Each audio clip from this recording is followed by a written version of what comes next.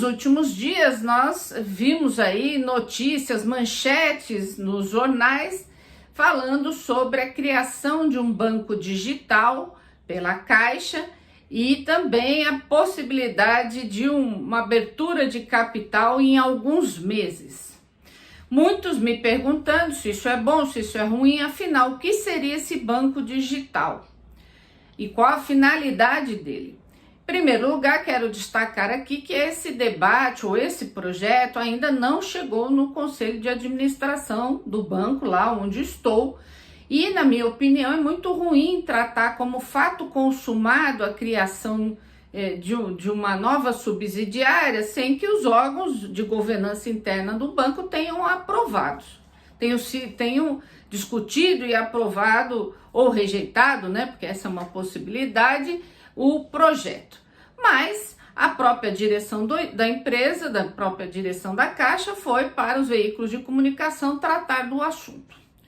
Bom, o que seria o tal do banco digital? Pelas informações aí colocadas na imprensa e pelo que eu sei, nós estamos falando de uma nova subsidiária.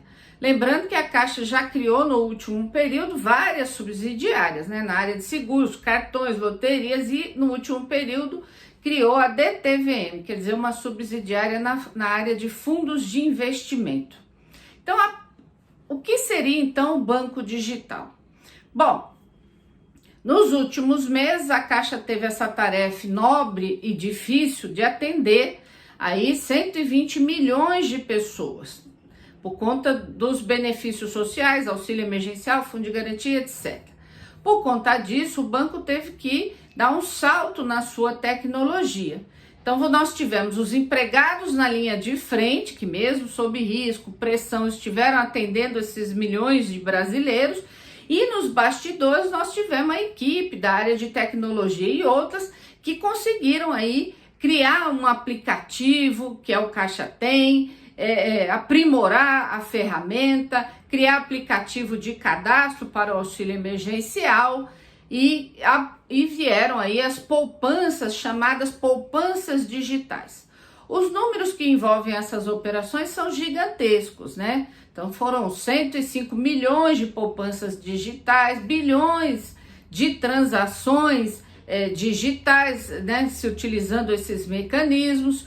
Inclusive, agora no terceiro trimestre, o acesso às transações digitais, elas chegaram a quase 80% do total de transações feitas no período. O banco comprou equipamentos novos, etc. Quer dizer, houve um salto de qualidade e eu diria que, de fato, a Caixa se inseriu nesse mundo tecnológico de uma vez por todas. Agora, criar um banco digital e para segregar todo esse avanço digital é um problema, né? Então vamos lá ver.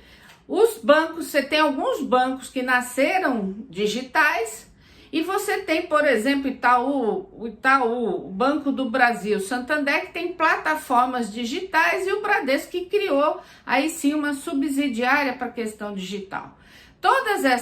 Os grandes bancos, quando criaram esses mecanismos, foi com o objetivo de atrair o público mais jovem, né? Atrair os jovens para o serviço bancário através de plataformas digitais. No caso da Caixa, o que está se falando é algo bem diferente. A direção do banco fala em criar um banco digital e transferir para essa nova subsidiária as poupanças digitais criadas, as operações de microcrédito, fundo de garantia e por aí vai. Quer dizer, nós não estamos falando de concorrer para ter um segmento novo no banco, não, está se falando de fazer como se fosse uma cisão, quer dizer, passar parte das operações da Caixa, que ela já tem, conquistou, para uma subsidiária executar essa tarefa. E aí nós temos alguns problemas, né?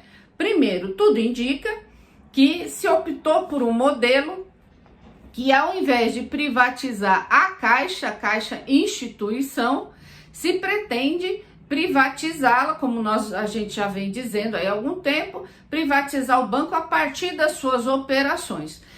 Porque para privatizar a Caixa precisa passar pelo Congresso Nacional, e lá tem resistência, a população, todas as pesquisas indicam que a população é contra a privatização da Caixa, ainda mais neste momento onde a Caixa, né, cumpriu essa tarefa de atender metade da população brasileira no último período, com todas as dificuldades, vem dando conta do recado, então há resistência. Então, o modelo adotado aí qual é? Você fatia a empresa, quer dizer, você cria várias subsidiárias e vai privatizando a partir daí.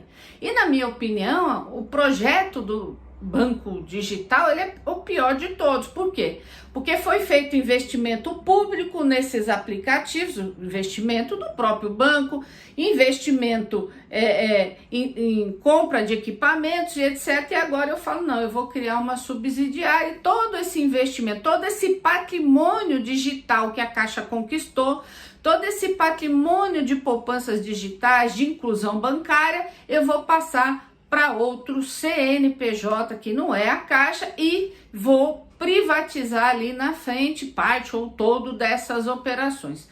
Então isso para mim é gravíssimo, eu entendo que é um processo quase que de cisão do banco, né? Você transfere operações, o core do banco, quer dizer, o negócio principal do banco, você transfere para uma subsidiária com o objetivo de lá na frente fazer a IPO, privatizar. Então, é um risco grande para a sustentabilidade e para a integridade do banco. Aí alguns podem falar, mas você é contra o banco avançar tecnologicamente a via digital? Não, pelo contrário.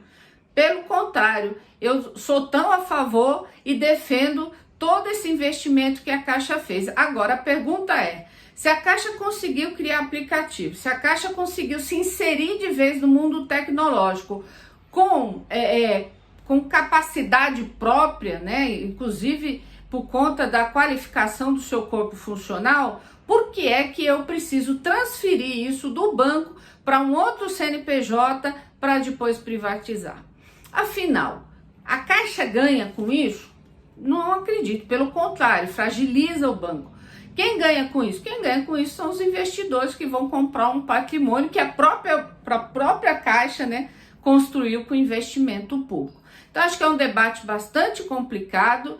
Eu penso que nós temos que fortalecer a instituição, esse é nosso papel enquanto cidadão, enquanto cidadã, enquanto brasileiro, e nós não podemos permitir esse desmantelamento que é aí não só da Caixa, mas de todo o patrimônio público nacional. E por último, existe um argumento que diz o seguinte, os argumentos que se usa nós vamos fortalecer a governança do banco, né, abrindo capital da subsidiária ou abrindo capital do banco, dando a entender que com acionistas privados você vai garantir governabilidade ou vai evitar a corrupção.